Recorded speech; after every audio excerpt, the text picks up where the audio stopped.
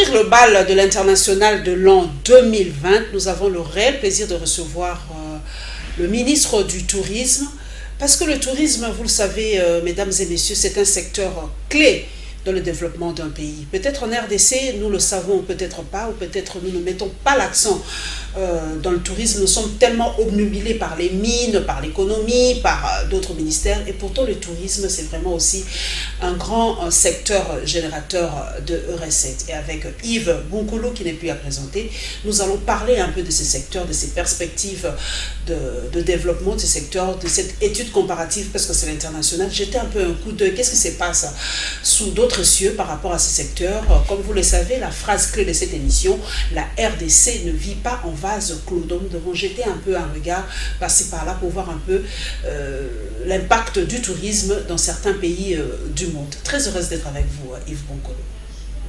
Moi aussi. Là, j'ouvre une petite parenthèse. J'avais prophétisé qu'il sera ministre. Et bien voilà, je le reçois aujourd'hui en tant que ministre. Ça me fait extrêmement plaisir. Yves Bunkoulou, nous allons commencer d'abord par le gouvernement. Vous êtes ministre du Tourisme. Mais on a ouï dire, Yves Bunkoulou, qu'il n'y a pas cohésion gouvernementale aujourd'hui, qu'il y a trop de couacs dans le gouvernement, il y a trop de problèmes, des petites tensions. On enlève certaines prérogatives à d'autres ministres, on les donne aux autres. Comment vous travaillez dans cet esprit-là, de cette coalition, une année déjà? Comment est le gouvernement aujourd'hui?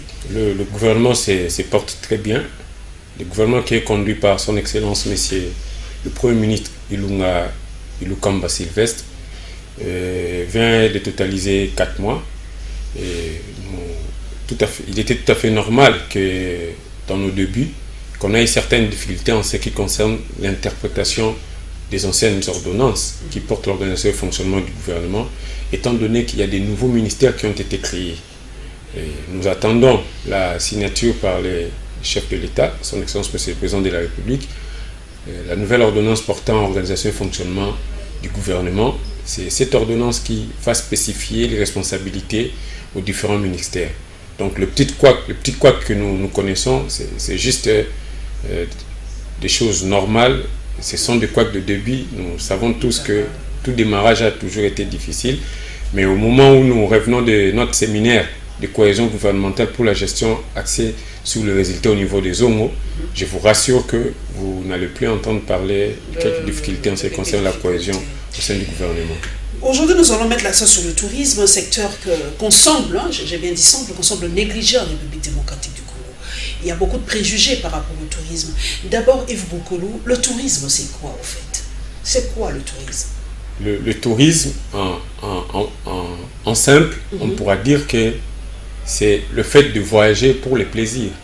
Mais au niveau de l'Organisation mondiale du tourisme, on définit le tourisme comme une activité qui vous dépense loin de votre résidence pendant une période qui dépasse 24 heures, mais pour ne pas vous installer longtemps. Donc, mais pourquoi ici, Yves Bunkoulou, les Congolais en général pensent que le tourisme est quelque chose réservé aux Blancs? Quand on parle tourisme, on voit blanc, on voit occidental. Pourquoi nous ne croyons pas que noir peut faire du tourisme?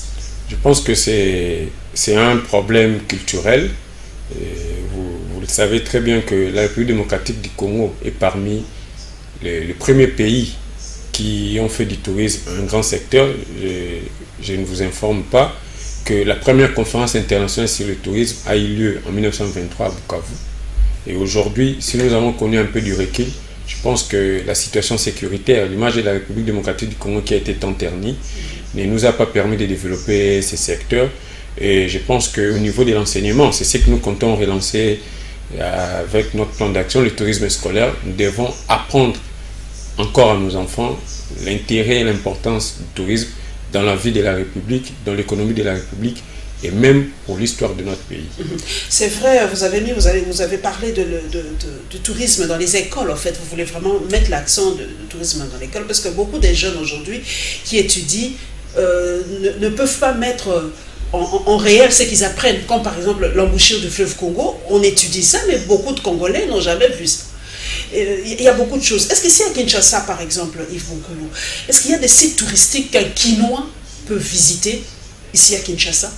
Simplement pour le quinoa d'abord. La ville de Kinshasa regorge beaucoup de sites touristiques. En ce qui concerne le classement en nombre, Après la province du Congo central, qui a environ 190 sites touristiques, nous avons 190 sites touristiques. Nous avons la ville de Kinshasa qui vient en second lieu, avec environ 160 sites touristiques. Et je ne vous informe pas, bien que dans des conditions très difficiles, nous avons le jardin zoologique de Kinshasa, qui est également un merveilleux site, mais vraiment très délabré. Moi, mon fils, il est allé, il a dit, mais maman, qu'est-ce qu'il y a dans le jardin zoologique à Kinshasa? Il n'y a presque plus rien, il n'y a plus d'animaux. Et effectivement, vous avez raison pour laquelle nous sommes en discussion avec différents partenaires, en collaboration avec l'Institut congolais de conservation de la nature, l'ICCN, pour réhabiliter ces sites. En face, nous avons les jardins botaniques et tous les vieux bâtiments constituent en réalité des sites touristiques. Parce que, en ce qui concerne les sites touristiques, nous devons classifier. Nous avons des sites naturels et des sites artificiels. Dans les sites artificiels, nous avons les différents édifices au sein de la République. Nous avons les mausolées du feu Musée Laurent Désiré Kabila, nous avons les mausolées du feu Etienne Tshisekedi, nous avons la statue de Lumumba, la statue de l'ancien président Joseph Kasavubu, nous avons les différentes cathédrales qui constituent également des sites touristiques. Voilà pourquoi nous sommes en train de travailler avec notre Office national du tourisme pour élaborer un guide touristique de la ville de Kinshasa. C'est ce qui permettra réellement, à partir de rond-point de la gare centrale, en passant par le Beach Mobila et en visitant aujourd'hui les bâtiments occupés par l'ONATRA, qui était le premier hôtel de la ville de Kinshasa, l'hôtel Palace, et ce circuit va traverser la primature, Mongalema, jusqu'aux environs de l'aéroport international d'Ndjili pour aller visiter les différentes réserves qui se situent un peu loin de... Effectivement, au niveau d'Ntélé, à part les sites privés de la ferme Espoir, qui appartient à l'ancien chef de l'État, Joseph Kabila, nous avons également la réserve de chasse de Bombolumene, qui est une réserve qui appartient à l'ICCN, et sans oublier les sites touristiques de l'Antélé, qui regorgeait l'ancienne cité historique du parti, qui est aussi délabrée. Qui est délabrée, mais dans le cadre des projets du budget 2020, c'est inscrit dans les projets, nous allons réhabiliter ces sites et la pagode chinoise qui est toujours là. Yves Bonkoulou, c'est vrai que le tourisme, c'est aussi le fait que certains étrangers viennent chez nous, mais beaucoup se plaignent des tracasseries de nos autorités, que c'est très difficile de fois d'avoir accès à ces sites. Il y a trop de tracasseries, il faut beaucoup d'autorisation. Je sais qu'on a déjà levé cette défense de se faire photographier à l'aéroport. C'était interdit à un moment de se faire photographier. Pourtant, l'aéroport, c'est aussi un site touristique. Est-ce que vous pensez, Yves Bonkoulou, à alléger certaines taxes ou certaines vraiment difficultés pour les touristes étrangers qui veulent venir en République démocratique du Congo? Pour les touristes étrangers, nous sommes en élaboration au niveau de notre cabinet des nouveaux décrets que nous devons proposer au Conseil des ministres en ce qui concerne l'octroi des visas touristiques. Nous le savons qu'en République démocratique du Congo, l'obtention du visa cause certaines difficultés, mais il y a déjà une solution avec la proposition du chef de l'État de créer cette plateforme de e-visa. Mais au-delà de ça, nous allons proposer un décret qui facilitera l'accès aux visas touristiques. Parce que la loi... Qui durera à peu près combien, visa touristique? Pour certains pays, c'est 15 jours maximum. Oui, nous sommes allés d'ailleurs au maximum à 7 jours. 7 jours. À 7 jours. Il y a un travail qui a déjà été effectué avec les différents services concernés et nous attendons soumettre les décrets au Conseil des ministres pour avoir la signature du gouvernement. C'est vrai qu'aujourd'hui, à l'Est, vu la situation à l'Est de Bonkoulou, c'est vrai que beaucoup de parcs sont vraiment inaccessibles, vu la situation à l'Est, il n'y a vraiment pas à expliquer. Mais aujourd'hui, l'Ouest de la RDC aussi semble négligeable, parce qu'à l'époque, je me rappelle, l'accent était vraiment mis à l'Est. Beaucoup de sites touristiques étaient vraiment à l'Est de la République. Et pour l'Ouest, à part Kinshasa, est-ce qu'il y a d'autres sites que vous pensez réhabiliter pour cette année 2020 ou dans le projet pour 5 ans, je pense que vous serez là pour 5 ans. Effectivement, dans le cadre de notre plan d'action, nous avons pensé créer des zones de développement touristique pour essayer de déconcentrer l'attrait qui les touristes ont seulement pour la partie est de notre République. Mais je tiens à signaler, malgré les difficultés que nous connaissons avec la sécurité, les parcs nationaux de Garamba se trouve parmi les meilleures destinations en Afrique. Garamba, c'est encore vers la province orientale. C'est la province orientale, l'ancienne province orientale. Donc ces parcs se retrouvent parmi les meilleures destinations touristiques en Afrique. Et nous avons pensé créer pour un premier temps, pour ces 5 ans, 3 zones de développement touristique. Faire genre safari comme au Kenya. Effectivement. Donc nous avons la zone de développement touristique ouest qui constituera Kinshasa et ses environs. Et dans cet axe, nous allons commencer par la ville de Kinshasa où nous comptons réhabiliter les sites touristiques de l'Antélé où nous trouvons la cité présidentielle, ainsi que la pagode, ainsi que le parc animalier. Nous pensons également réhabiliter avec nos partenaires notre fameuse tour de Kinshasa qu'on appelle affectueusement échangeur de Limité. C'est ça d'ailleurs l'image de Kinshasa. Effectivement. Et en allant à l'axe vers le Congo central, nous comptons réaménager les voies d'accès qui amènent à la chute de Zongo. Et la route est impraticable. Je connais cette route-là. C'est vraiment très dur d'arriver à Zongo par route. Effectivement. Et nous comptons sur la route qui mène vers Mwanda, réhabiliter les baobabs de Stanley. Nous allons également, au niveau des Boma, réhabiliter le mausolée de l'ancien président Kassavubu et aussi les sites des esclaves sur la route de Tianfumu et également aménager des attraits au niveau de la plage de Mwanda. Et en allant vers le Bandundu, dans le Maïndombe, il est prévu que nous puissions réhabiliter l'hôtel de Maïndombe qui se retrouve au niveau du lac Milou. Et également, au niveau des Diofa, il est prévu que nous puissions construire un nouveau site. Vous avez mis l'accent sur la route des esclaves. Moi, j'ai été au Sénégal, à l'île de Gorée. On sent vraiment beaucoup de ces pays côtiers mettre vraiment l'accent sur cette route de l'esclavage. Beaucoup vraiment perpétuent cette histoire Gorée, Côte d'Ivoire, partout. Mais chez nous, en RDC, on a vraiment négligé cette route de l'esclavage. Et pourtant, les esclaves aussi sortaient de la RDC pour aller vers les États-Unis, vers les Amériques. Vous avez raison, madame, mais je tiens à vous informer qu'il y a une expédition qui a été effectuée, conduite par le petit-fils d'Henri Morton, de David Livingstone, qui travaille au musée de Tervuren. Et il y a une étude qui a été élaborée pour authentifier les objets trouvés au niveau de ces sites, et je vous promets que dans le cadre du budget 2020, ces sites sera réhabilité. Et l'année prochaine, je crois que vous allez nous accompagner parce que nous allons organiser la première visite des Noirs américains qui sont à la recherche de leurs origines, qui seront ici en Ghana. Ça sera une très très bonne chose. Au Gabon, au Ghana, Libéria, au Sénégal. Et pour la première fois, nous allons faire également en République démocratique du Congo. Il y a une équipe qui était déjà sur place avec qui nous avons travaillé. Ils sont de retour aux États-Unis. Et nous allons vous annoncer, et toute la presse va nous accompagner.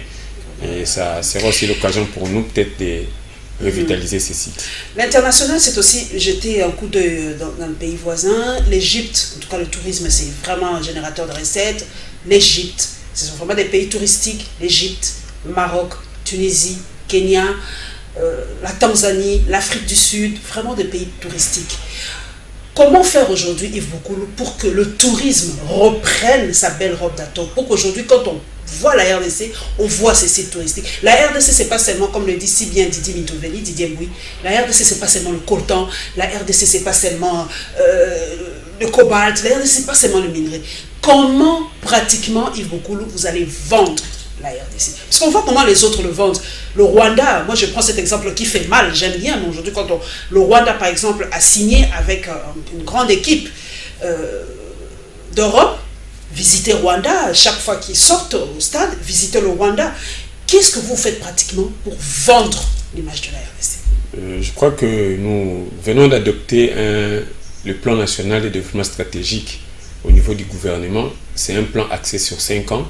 Et au niveau du secteur du tourisme, ce n'est que depuis 2018 que nous avons une loi qui organise le secteur, il faut le dire, il y avait des difficultés.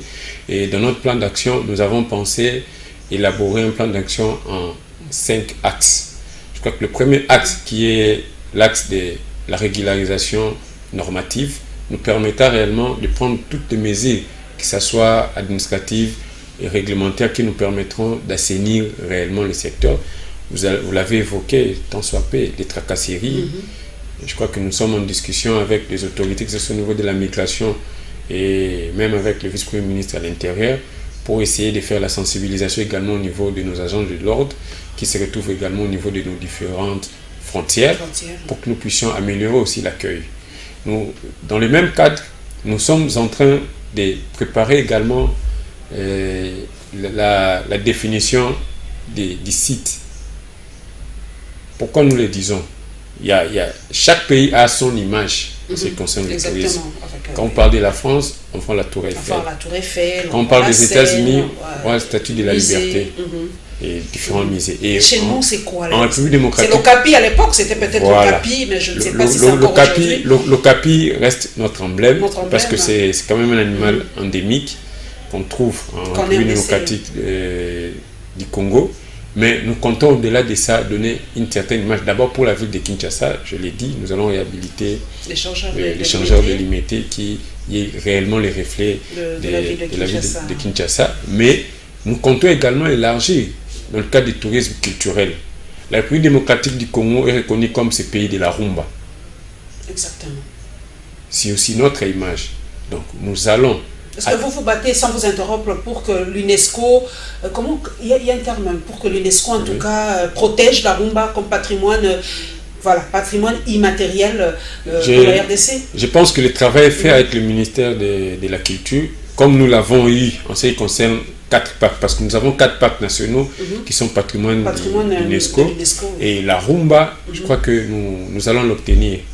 Nous allons l'obtenir, et raison pour laquelle nous avons pensé faire une promotion là-dessus, dans le cadre du tourisme culturel, pour permettre d'abord aux Congolais nous-mêmes de l'intérieur d'essayer de connaître notre histoire, et également de nos pays frontaliers, et même des touristes qui viendront d'ailleurs. C'est dans ce cadre-là que nous allons donner l'image de la République du Congo. Pour nous, c'est d'abord le tourisme culturel. Et puis après, on aura des bâtiments et des différents monuments et des différents musées. Parce que nous ne comptons pas nous asseoir seulement au niveau des parcs. Les parcs, il y en a partout. Au Kenya, il y a des parcs. Il faut une spécificité pour la RDC. Effectivement. Et toujours dans le même cadre, nous avons également un axe sur lequel nous comptons beaucoup plus, c'est la numérisation du secteur. Nous comptons digitaliser le secteur du tourisme. Vous avez un portail, le ministère du Tourisme a un portail aujourd'hui. Si quelqu'un de l'extérieur de Sydney, par exemple, veut visiter la RDC, est-ce que le ministère a un portail? Je pense qu'à notre arrivée, nous n'avons pas trouvé un portail, mais nous avons travaillé sur ça. Et la semaine prochaine, le mardi, nous allons officiellement lancer notre portail du ministère du Tourisme. Mais au-delà de ça, au niveau de l'Office national du tourisme, il y a déjà un portail. L'Office national du tourisme a un site internet sur lequel les différentes personnes qui aimeront bien visiter la République démocratique du Congo peuvent y accéder. Et vous avez évoqué l'exemple du Rwanda. Nous comptons enfin relancer la promotion du secteur du tourisme.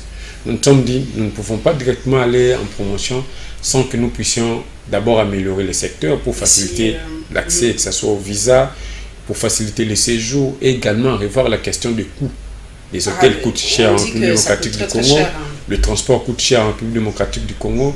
Je pense que tout réuni ne permettra pas l'éclosion réellement du secteur du tourisme, parce que le tourisme c'est un secteur transversal. Est-ce que la RDC est un pays attractif? Est-ce que les gens sont attirés par la RDC? Je pense que la RDC... Ça attire encore les touristes. La RDC attire, parce qu'il faut le dire, nous avons un parc de Virunga qui a quand même des espèces rares, comme le gorille de montagne que nous trouvons à Virunga. Le Rwanda vend mieux ces gorilles de montagne. Oui, le Rwanda vend mieux ces gorilles de montagne, tout simplement parce qu'il y a la paix au Rwanda. Contrairement à notre secteur Est qui est tout le temps dérangé par des groupes armés, mais cela n'empêche pas qu'il y ait des visites. Et nous avons de plus que le Rwanda. Nous avons la montagne qui neige, qu'on ne trouvera pas. Oui, effectivement. Je crois que c'est le Rwenzori qu'on ne trouvera pas au Rwanda. Je crois que le circuit touristique dans le Virunga vous permet également de visiter les monts Rwenzori, de skier facilement. Un autre secteur aussi beaucoup lourd, ce sont les élections des Miss. Je profite de l'occasion pour saluer Christian Mungolasso. C'était en tout cas parmi les promoteurs de ces élections Miss Zaïre, Miss Congo à l'époque. Mais aujourd'hui, ça fait plus ou moins 10 ans que ces élections, on n'y participe plus, ni à Miss Univers, ni à Miss Monde, ni à Miss International. La RDC est absente. Comme vous le savez, cette année, Miss Univers, c'est l'Afrique du Sud. C'est une dame qui qui a été couronnée Miss Univers. Et la seule fois où on a vraiment mis l'accent sur la RDC, c'est quand Benita Moreka a reçu le titre de première dauphine Miss Univers 1985. Donc, pourquoi vous avez, ou soit vous, est-ce que pensez-vous relancer les élections Miss Congo en 2020 et que les Miss participent à d'autres élections, Miss Univers, Miss International, Miss Monde? Effectivement, nous en avons proposé au Conseil des ministres. Le gouverneur avait adopté ces projets de relance de l'activité des Miss République démocratique du Congo, qui est une activité qui nous permettra réellement de faire rayonner l'image de la République démocratique du Congo ainsi que l'image de la femme congolaise. La femme congolaise, c'est une femme qui a beaucoup d'atouts et vous le savez très bien qu'au niveau international, l'image qu'on retient aujourd'hui de la femme congolaise, c'est de la femme violée. Exactement. Et nous avons pensé réellement que pour cette année, nous allons relancer cette activité. Comme vous l'avez dit, la République démocratique du Congo, c'est un pays qui a fait également des prouesses dans ces secteurs. Nous avons eu une dauphine en 1985 et nous comptons cette année relancer cette activité. Et je suis sûr qu'au mois de mars déjà, nous allons relancer l'activité et nous sommes sûrs que nous allons rattraper tous les retards connus. Vraiment. Il y a aussi un autre point, c'est le retard de la RDC dans les paiements, dans les institutions internationales. On connaît la RDC ne paye jamais, la RDC n'a pas droit de parole dans certains organismes parce que nous ne payons pas. Est-ce qu'à l'OMT, nous sommes en retard à la SADC?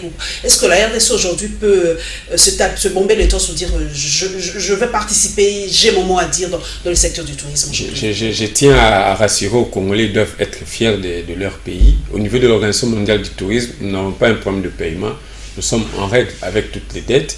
Et moi-même, au mois de novembre, j'ai été reçu par le secrétaire général de l'Organisation mondiale du tourisme à Madrid, avec qui nous avons discuté sur différents projets en ce qui concerne le tourisme en République démocratique du Congo, notamment la protection des bonobos.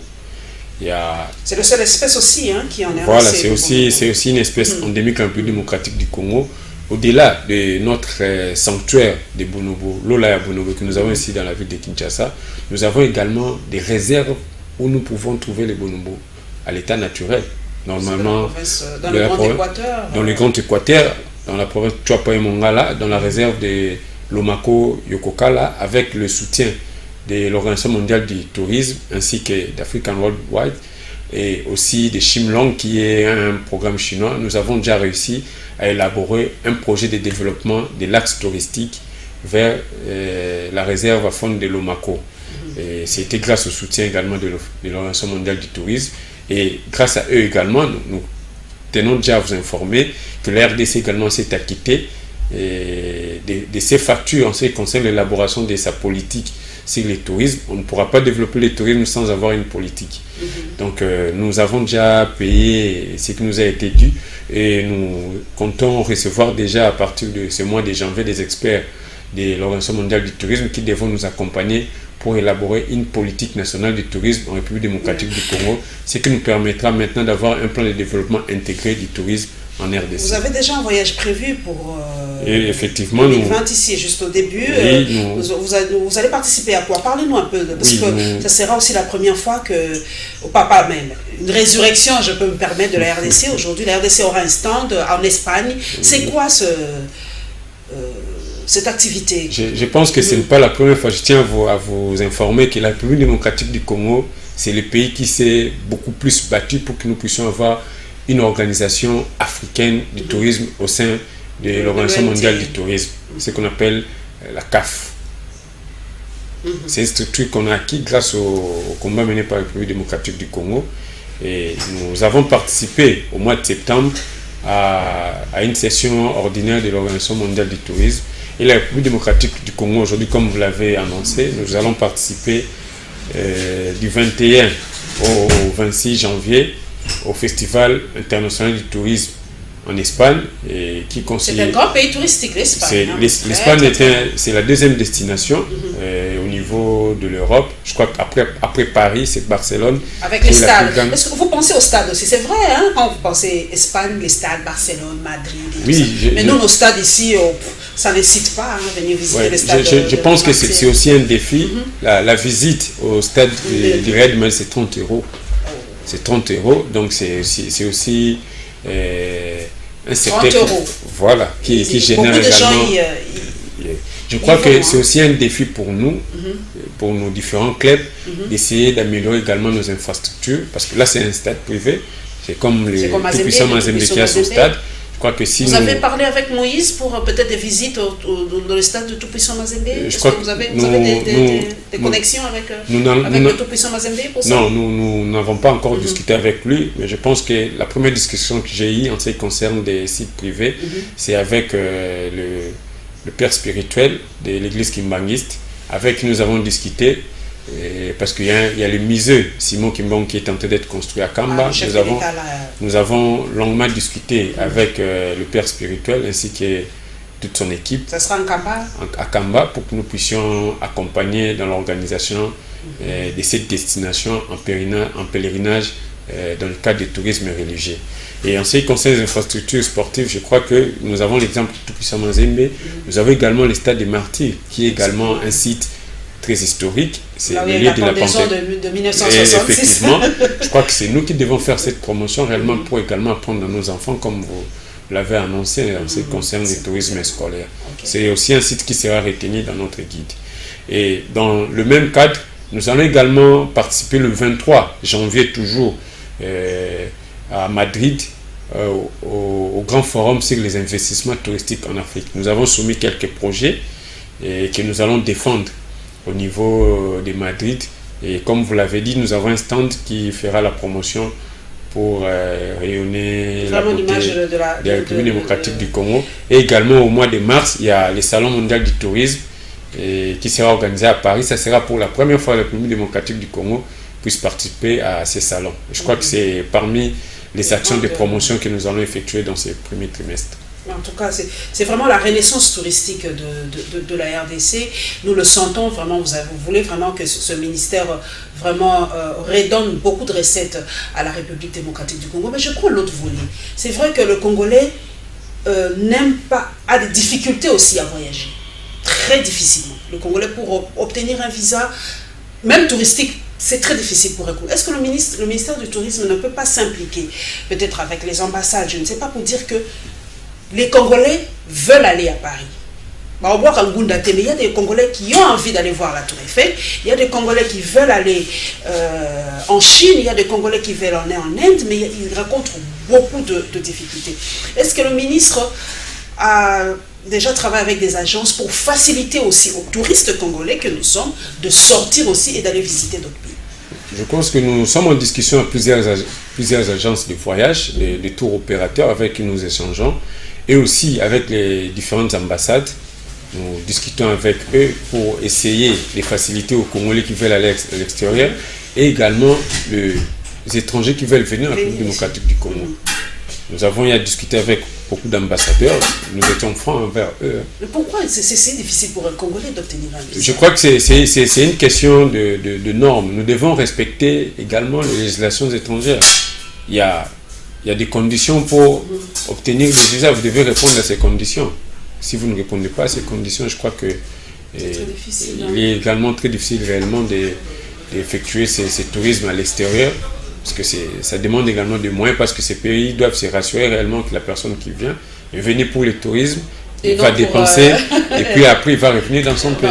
Je crois que les Congolais le font déjà. Il y a beaucoup de Congolais qui visitent Dubaï, il y a beaucoup de Congolais qui visitent Paris. C'est d'ailleurs le lieu où vont beaucoup de Congolais, parce que eux ils ont compris l'importance, ils ont ouvert leur pays, l'obtention de visa, c'est pas si compliqué et les gens ne font pas plus de 20 jours à Dubaï et ils y rentrent. C'est peut-être cette politique que doit adopter Yves Boukoulou, ouvrir l'espace congolais aux autres, et les gens viennent, ils font 10 jours, 15 jours et ils rentrent. Nous allons l'obtenir. Plus l'accès au visa est facile, je crois que plus les touristes viendront. Et les festivals, c'est vrai que la musique c'est aussi un autre pan culturel, c'est aussi du tourisme. Dans beaucoup de pays, il y a l'organisation des festivals. Mais on ne le sent pas à Kinshasa. Il y avait à l'époque au festival Toseka. Je sais qu'il n'y a pas de chevauchement entre vous et le ministère de la Culture, mais tout est embrigadé. Culture, tourisme, tout est embrigadé, vous ne formez qu'un. Alors, du côté de festival, vous avec le ministère de la Culture, est-ce que vous pensez aussi organiser des festivals en RDC pour attirer les touristes? Vous avez parlé de la rumba, mettre l'accent sur, par exemple, la rumba, faire des festivals comme ça pour attirer les gens, pour venir assister. Je pense que le tourisme culturel, c'est parmi le créneau avec lequel nous comptons relancer notre secteur. Il faut le dire, l'année passée déjà, nous avons accompagné le festival, la 7e édition du Festival international de cinéma de Kinshasa. Nous avons accompagné cette activité qui a eu lieu à la Halle de la Gombe. Et pour cette année, il y a différentes activités qui seront organisées par des privés que nous allons accompagner. Mais dans le cadre de la relance des activités propres à l'État, nous sommes en discussion avec mon collègue de la culture pour que nous puissions réellement relancer ces tourismes festivaliers. C'est ce qui nous permettrait également de mettre en exergue la richesse que nous avons en ce qui concerne la musique, la richesse que nous avons en ce qui concerne la culture en République démocratique du Congo. Et récemment, nous avons eu un festival de bande dessinée. Et pour cette année, je crois que ça sera... bande dessinée, oui, la lecture. Sabdam. Vraiment, il y a eu ce festival. Et pour cette année, ce festival a été accompagné par le ministère du Tourisme, l'Office national du tourisme. Et pour cette année, nous comptons encore amener un grand appui en attendant que nous puissions avoir des possibilités qui nous permettront maintenant d'organiser des grandes activités. Mais pour cette année, nous avons prévu organiser un grand forum sur le tourisme en République démocratique du Congo. Nous sommes en discussion avec le Forum mondial du tourisme. En 2020, je sais que le chef de l'État, on en a parlé, je vous ai vu avec le chef de l'État pour parler de cet événement. Ce sera en 2020, en quel mois? Au mois de septembre, le chef de l'État a déjà donné son accord, mais nous sommes en discussion avec le Forum mondial du tourisme pour essayer d'organiser cette activité. Mais bien entendu, cette activité ne pourrait être organisée que si nous réussissons à élaborer notre politique nationale bien avant cette date-là. Et nous travaillons déjà sur ça. Vous y travaillez déjà. Nous allons prendre un autre angle. Il nous reste quelques minutes. C'est les Jeux de la francophonie qui se tiendront en 2021. Ce sera la première fois, je pense, que la RDC va organiser ces choses. Je sais que vous y êtes aussi. Il y a plusieurs ministères dans l'organisation de ce Jeu-là. Et du côté du tourisme, que va faire Yves Boukoulou pendant ces Jeux de la francophonie? C'est en 2021, il est en cours. Hein. Est-ce que vous avez déjà élaboré un plan pour ces Jeux de la francophonie par rapport au tourisme? Je pense que c'est depuis le mois de novembre que nous avons eu cette confirmation. Et récemment, le Premier ministre a signé un décret pour mettre en place les comités de pilotage qui devront organiser ces activités. Et pour l'instant, le travail est effectué au niveau du bureau de ces comités avec les différents ministères. En ce qui concerne le tourisme, c'est pour nous l'occasion réellement de présenter la ville de Kinshasa.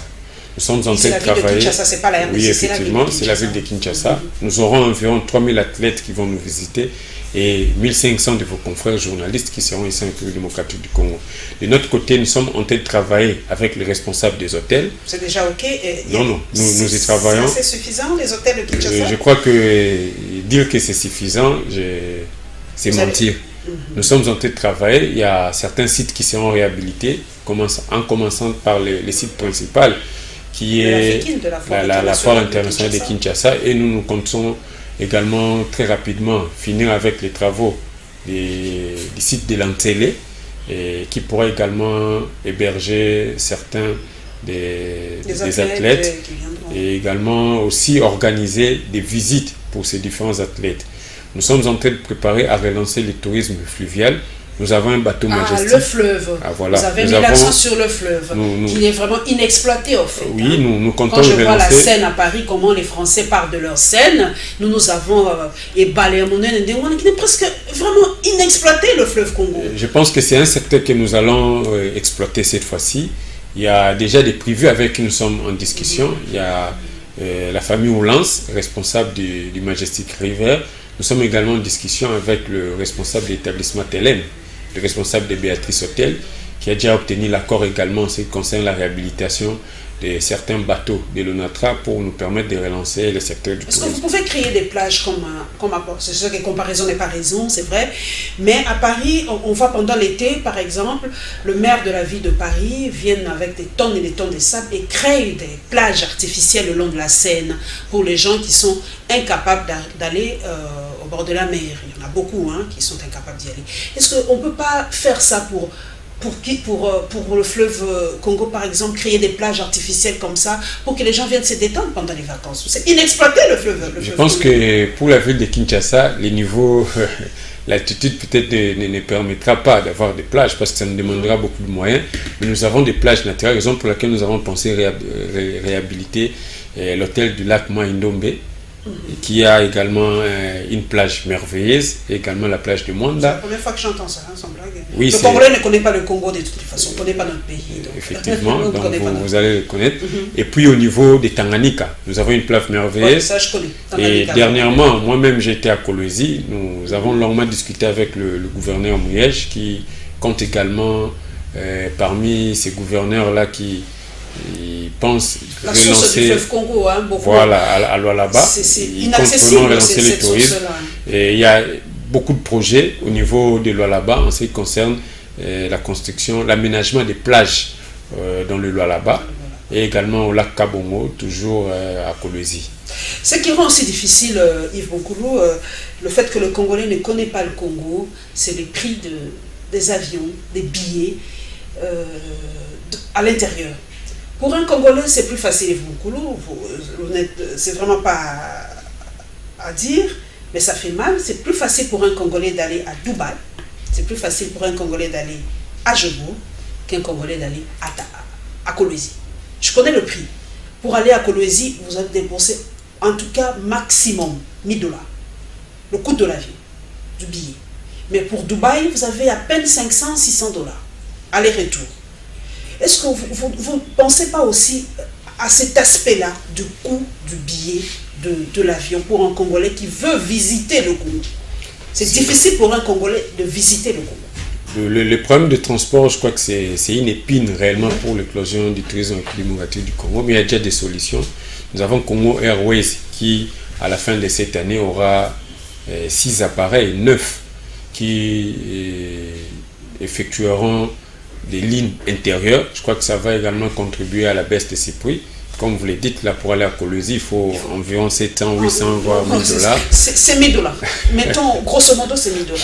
Pour arriver au Tanganyika, c'est presque la même chose. Je crois qu'avec Congo Airways, nous aurons cette facilité et nous sommes en train de discuter avec des agences et aussi des compagnies aériennes pour essayer de voir comme en Europe des baisses de billets pendant les différentes saisons. Et bien pour les étudiants, pour les élèves, ça se fait ailleurs, les élèves ou les étudiants ont des coûts un peu plus réduits par rapport et avec l'ONATRA, nous allons relancer les trains touristiques, qui est également une activité qui s'effectuait avant, que nous allons compter à relancer. Je crois que pour aller au Congo central, cela ne pose pas beaucoup plus de problèmes, mais c'est beaucoup plus une question culturelle. Donc, il faut vraiment inciter le Congolais à découvrir. Le Congolais aime bien dépenser ailleurs que dans son pays. Mais parce que ça coûte cher, vous l'avez dit. Oui, les infrastructures sont... ça peut coûter cher, mais je ne pense pas que... Le patriotisme doit jouer.